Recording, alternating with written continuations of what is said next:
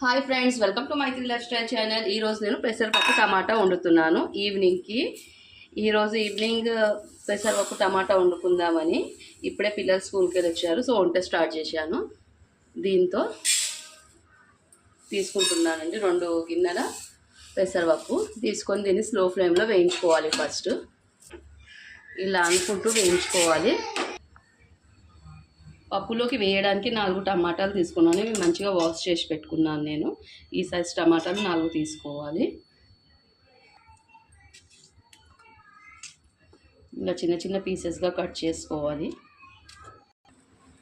ఇలా స్లో ఫ్లేమ్లో దూరగా వేయించుకున్నాక ఇంకో పక్కన వేడి నీళ్ళు పెట్టుకోవాలండి. ఇప్పుడు అక్కడ పప్పు వేగింది కాబట్టి ఇప్పుడు ఈ వేడి నీళ్ళు ఈ పప్పులో వేసుకుందాము.